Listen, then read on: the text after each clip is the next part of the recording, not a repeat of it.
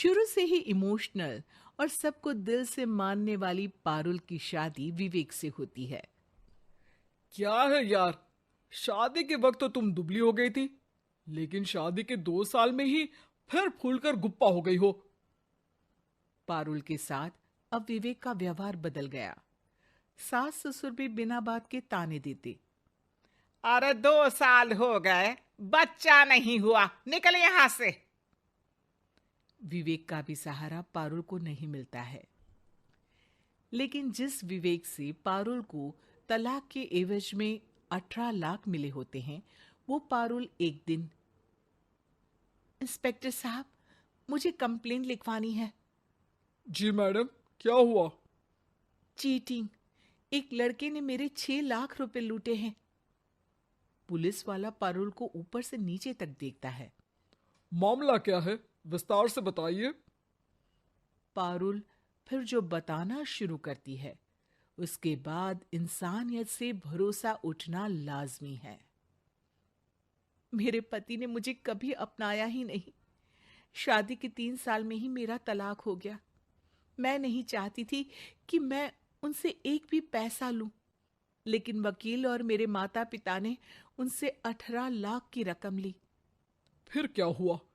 क्या वो पैसे उसने वापस ले लिए? नहीं नहीं, उन्होंने तो उसके बाद मुझसे कभी कांटेक्ट भी नहीं किया। फिर?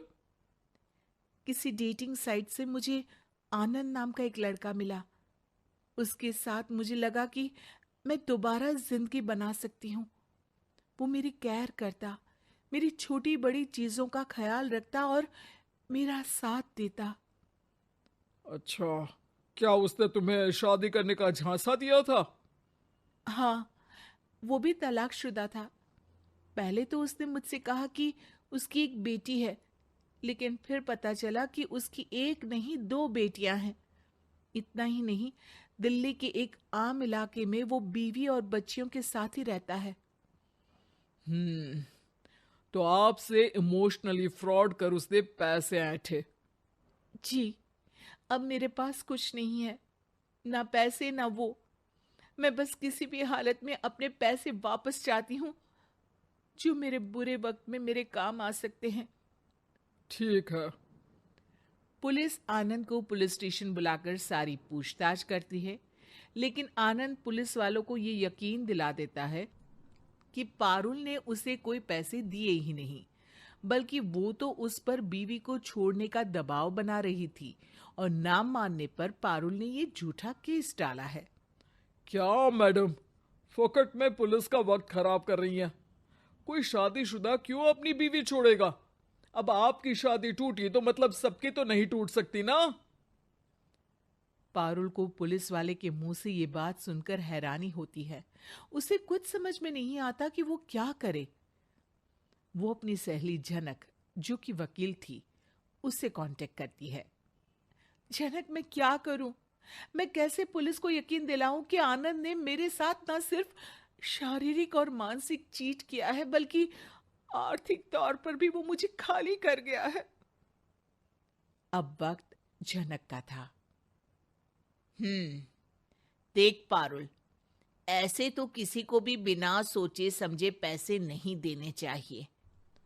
लेकिन अब जब तूने ये कदम उठा ही लिया है, मुझे ये बता, तूने कब कब पैसे दिए और कितने? क्या कहीं कोई सबूत है? पारुल कुछ सोचती है। 3 बार तो बैंक में ट्रांसफर और 2 बार गूगल पे। क्या इन सब के रिकॉर्ड मिल जाएंगे? हाँ हाँ, क्यों नहीं, मैं बैंक से सब निकाल लाऊंगी। अगले दिन पारुल सारी स्टेटमेंट झनक के सामने रखती है और वो व्हाट्सएप की चैट भी दिखाती है, जिसमें कई बार आनंद ने ये बात कबूली थी कि वो उसके पूरे 6 लाख जल्द ही देगा। झनक अब पूरा केस लेकर पुलिस के पास जाती है और मामले को क्राइम एक्ट के तहत पूरे सबूत के साथ दर्ज करा आनंद की गिरफ्तारी की मांग करती है। पुलिस आनंद को लेने जैसे ही उसके घर जाता है, उसका सारा मामला बीवी और बच्चों के सामने खुल जाता है। पुलिस स्टेशन में पारुल को देखकर आनंद भड़क जाता है। ओह, तो बहुत होशियार बन रही हो तुम। ये झनक है ना तुम्हारी बचपन की सहेली? बताऊं सबको तुम्हारे बारे में? सब है मेरे पास, वो फोटो, वो वीडियो, तेरे भाई का नंबर भी है। 6 लाख क्या, अब 1 रुपया भी निकाल कर दिखा दे। वो पुलिस स्टेशन में जोर जोर से चिल्ला रहा था कि तभी पुलिस के एक सीनियर ऑफिसर को गुस्सा आ जाता है। क्यों चिल्ला रहा है? अब तो सारे सबूत है तेरे खिलाफ।